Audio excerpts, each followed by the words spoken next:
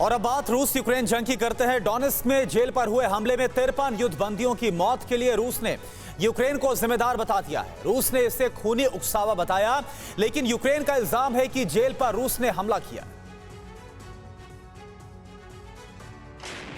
डोनेत्स्क के ओलेनिवका जेल पर हुए हमले में जिन 53 युद्धबंदियों को मौत के घाट उतार दिया गया, उन्हें मारियोपोल के कब्जे के बाद यहां लाया गया था।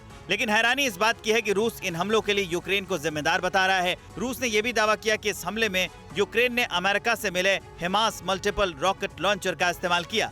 लेकिन यूक्रेन का दावा है कि ओलेनिवका जेल में हुए हमलों को रूस ने अंजाम दिया और हमले में उसके 53 युद्धबंदी मारे गए। यूक्रेन ने एक वीडियो के हवाले से दावा किया है कि जेल पर हमला प्री प्लान था और हमला सिर्फ वहीं पर किया गया जहां कैदी थे, क्योंकि हमले में उसके आसपास के इमारत को कोई नुकसान नहीं हुआ है। दावा यह भी है कि जेल में पहले से विस्फोटक रखे गए थे और रूस ने उस पर निशाना साधा है, जिसके बाद धमाका हुआ है। हालांकि रूसी रक्षा मंत्रालय ने इस हमले को खूनी उकसावा बताया और कहा कि इस हमले का मकसद यूक्रेनी सैनिकों को आत्मसमर्पण करने से हतोत्साहित करना था। वहीं यूक्रेनी सेना ने ओलेनिवका पर किसी भी रॉकेट या तोप हमले से इनकार किया और जोर देकर कहा कि यूक्रेनी सेना ने सिर्फ रूसी सैन्य ठिकानों को निशाना बनाया था।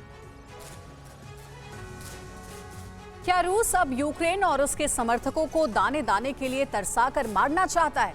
यूक्रेन में तैयार फसलों में लगी आग कुछ ऐसा ही इशारा कर रही है।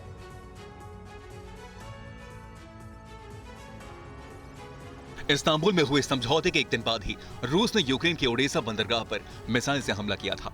रूस पर आरोप लगा था कि वैश्विक खाद्य संकट से निपटने के लिए यूक्रेन और रूस के बीच समझौता होने के बाद भी रूस ने उस बंदरगाह को निशाना बनाया जहां से अनाज निर्यात किया जा रहा था। लेकिन ताजा तस्वीर उससे भी ज्यादा परेशान करने वाली है। आरोप है कि रूसी सैनिक अब यूक्रेन के उन खेतों को आग के हवाले कर रहे हैं जहां अनाज लहलहा रहे हैं। ये तस्वीरें खार्किव की हैं, जहां तैयार फसलें आग की जद में हैं। आरोप है कि फ्रंटलाइन में मौजूद इन खेतों को रूस आग के हवाले कर रहा है, जिससे लाखों का अनाज खेतों में ही जलकर तबाह हो रहा है।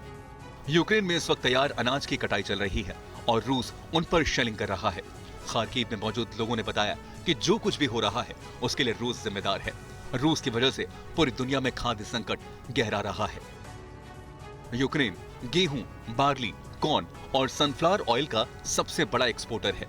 ऐसे में रूस का एक कदम अनाज को लेकर ग्लोबल संकट पैदा करने वाला है। खुद यूक्रेन के राष्ट्रपति ज़ेलेंस्की रूस के इस तरह के एक्शन पर चिंता जता चुके हैं।